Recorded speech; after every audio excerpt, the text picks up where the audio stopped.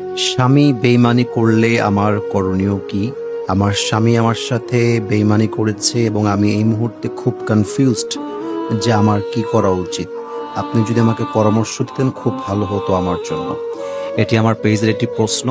I think it's a very important question. বিশেষ করে যারা মায়েরা আছেন, বোনেরা আছেন, তারা এই প্রশ্নটা বেশি করে যে স্বামী যদি বেইমানি করে কিংবা গাদ্দারি করে, what is the solution of it? এটার আসলে সমাধানটা আলটিমেটলি কি হবে, কি হওয়া উচিত আসলে?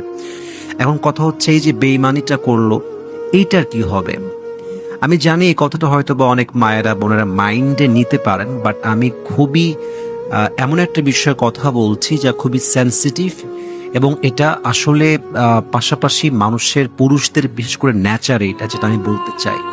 সত্য কথা হচ্ছে যে পুরুষের মধ্যে আল্লাহ ওই ন্যাচারটা খুবই কম রেখেছেন যে একজন পুরুষ এক নারীতে আজীবন আসক্ত হয়ে থাকবে। এটা পুরুষের সবচেয়ে বড় বাস্তবতা। Whether you accept it or not, that's your personal point of view. আপনি বিশ্বাস করতে পারেন, নাও করতে পারেন, বাট যেহেতু পুরুষের ন্যাচারটা হচ্ছে যে বাসায় যত সুন্দরী বউ থাকুক, যত ভালো বউ থাকুক, বেশিরভাগ পুরুষের স্বভাব হচ্ছে বাহিরে সে চোখ দিবেই।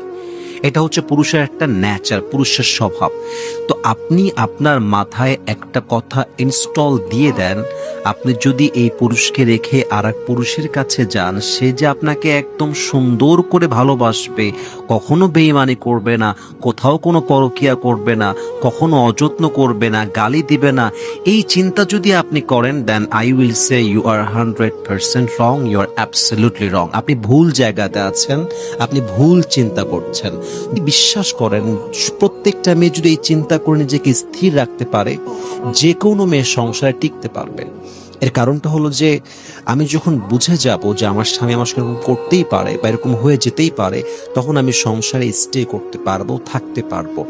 এখন আমাকে অনেকে প্রশ্ন করতে পারেন, ঠিক আছে আমি ইনস্টল দিলাম যে স্বামী এটা করতে পারে, হাজবেন্ড এরকমই হয়, পুরুষ এমনই হয়, কিন্তু আমার মনের ভেতরে যে আঘাতটা চলতেছে, আমার যে চোখের পানি ঝরতেছে, আমি যে সংসারে মন দিতে পারছি না, স্বামীর খেদমত করতে পারছি না, এবং এমন অনেক সময় হয় যে স্বামী এমনভাবে গাদ্দারি করেছে, স্বামীকে আর সম্মানই করতে মনে চায় না, ভালোবাসতে মন চায় না, মন আসেই না, ট্রাই করলেও ফেল করি আমরা।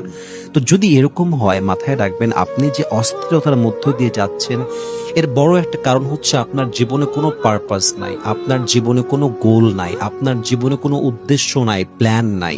আপনার উদ্দেশ্য যদি হয় আমি আল্লাহকে পেতে চাই, আল্লাহর আপন হতে চাই, আল্লাহর সবচেয়ে কাছের বান্দি হতে চাই, তাহলে আপনি সারাদিন শুয়ে থাকেন কেমন করে? সারাটা দিন রিলস দেখছেন, গীবত করছেন, বদনাম করছেন, অযথা অহেতুক চিন্তা করছেন। এটা আপনার ব্রেনকে একটা সময় গিয়ে টোটালি ড্যামেজ করে দিবে, আপনার স্পিরিচুয়ালিটিকে একদম পরিপূর্ণ নষ্ট করে দিবে। আপনার যে স্পিরিচুয়ালি আপনি আল্লাহর সঙ্গে কানেক্টেড থাকবেন, এটার সম্ভাবনা পরিপূর্ণ শেষ করে দিবে যদি আপনি আল্লাহর সঙ্গে কানেক্টেড না হন, যদি আপনি জিকির না করেন, নামাজ না পড়েন, কোরআন তেলাওয়াত না করেন। এই জন্য কেউ ঠকাইছে কেন, এটা হলো কেন, ওইটা সে করলো কেন, এই সমস্ত চিন্তা বাদ দিয়ে ক্ষমা করে মুভ অন করা ট্রাই করেন, আল্লাহর জিকির করেন, কোরআন তেলাওয়াত করেন, 5 ওয়াক্ত নামাজ প্রপারলি আদায় করেন। আপনার প্রত্যেকটা কষ্টকে আল্লাহ এত সহজ করবে যে আপনি কল্পনাই করতে পারবেন না। বলেন সবাই ইনশাআল্লাহ।